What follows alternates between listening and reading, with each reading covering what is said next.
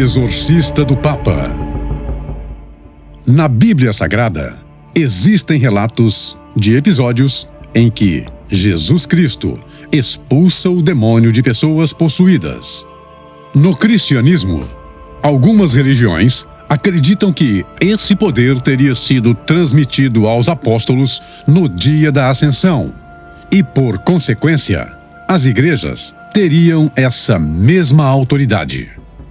O exorcismo é mais presente na Igreja Católica, Evangélica e Pentecostal, e o mesmo só deve ser exercido por pessoas autorizadas e nomeadas pela Igreja. O ato do exorcismo se vale de rituais, palavras e oráculos, sendo baseado nos ensinamentos da Igreja para expulsar espíritos malignos de pessoas, lugares e objetos que supostamente estariam possuídos ou atormentados por eles. Em 1999, a Igreja Católica fez a primeira grande atualização nas regras sobre o exorcismo desde 1614, distinguindo possessão demoníaca de doenças físicas e psicológicas.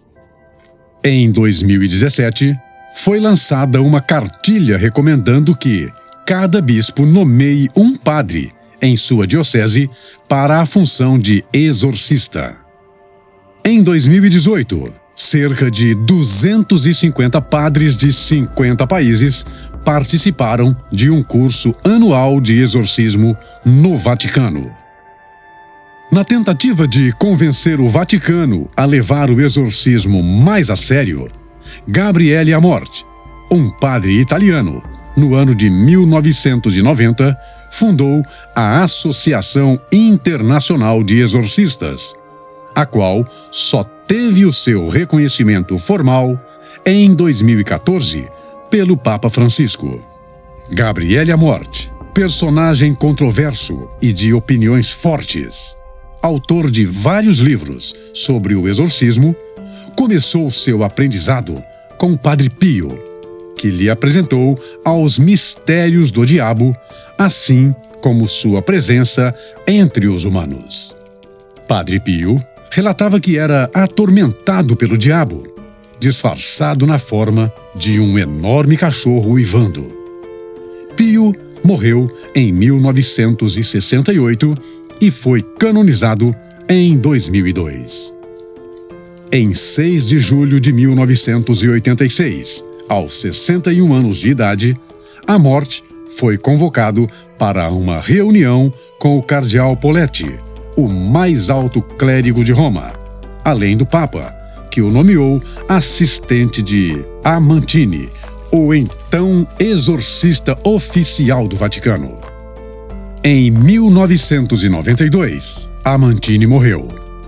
Durante 6 anos, Amorth aprendeu tudo sobre o exorcismo.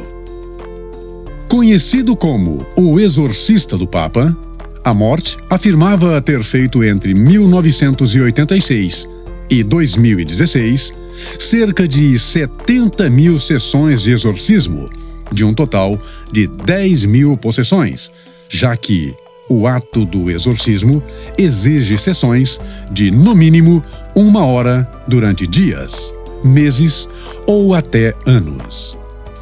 As sessões de exorcismo são altamente desgastantes para a pessoa que sofre a possessão.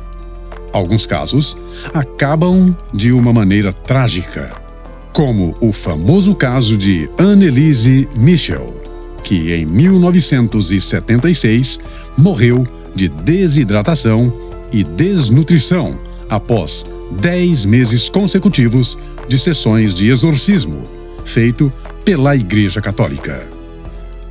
Um grande problema enfrentado por Amorth seria conseguir distinguir casos reais de possessão de problemas e doenças psíquicas. Então, Amorth criou um passo a passo para certificar a veracidade dos casos, com sintomas e atos que confirmariam a real possessão. Passo 1. Ato de violência. mudanças irracionais no comportamento, pupilas dilatadas, automutilação, grande aumento de força, voz rouca e profunda. Após identificados esses sintomas, testa-se a reação à presença de objetos sagrados ou à menção de figuras religiosas. O passo seguinte seria uma avaliação médica para saber se a ciência poderia ajudar ou diagnosticar alguma doença. No passo 3, era necessário a autorização de um bispo local para que o exorcismo, enfim, começasse. Amort afirmava que a maioria dos casos eram psiquiátricos.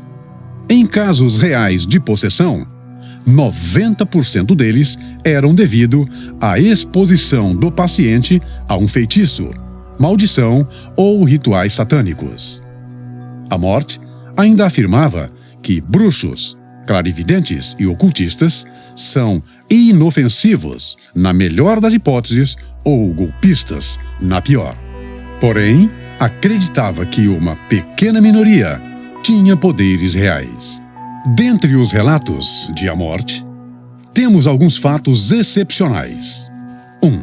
Força.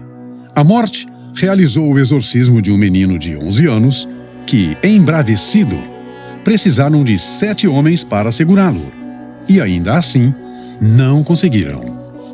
2. Cuspe. Sinal de desprezo e rancor ao exorcista contra as suas orações. Amort conta que, além da saliva, um paciente espumava muito durante um exorcismo. Então, Amort cobriu sua boca com um pano. Ao retirar o pano, sua boca estava repleta de pregos de metal. 3. Levitação. Amort afirmava ter presenciado por 2 vezes, durante 30 anos, inclusive, um caso em que uma senhora conseguia andar na parede igual a um réptil. 4. Vozes e identidade. Demônios não gostam de falar para não serem identificados. Quando são descobertos, podem travar breve diálogo com o exorcista. Eles não revelam seu nome, apenas se denominam Satanás ou Beelzebul. Contudo, revelam a quantidade. Amort afirmava que, tirando os exageros cinematográficos, o filme O Exorcista era o que mais se assemelhava ao exorcismo real. Inclusive, em 2016, Fred Klein, o produtor do filme, gravou uma sessão de exorcismo de Amort. Em 2023, será lançado o filme O Exorcista do Papa, inspirado na história de Gabriele Amort, que faleceu em 2016, vítima de pneumonia. Enfim, um tema sensível que gera muita discussão. Transtorno dissociativo de personalidade? Doença psiquiátrica ou demônios? Deixem seus comentários. Se desejam mais vídeos como esse, deixem seu like, se inscrevam e ative as notificações. Ajuda e muito o crescimento do nosso canal. Fiquem com Deus e até o nosso próximo vídeo.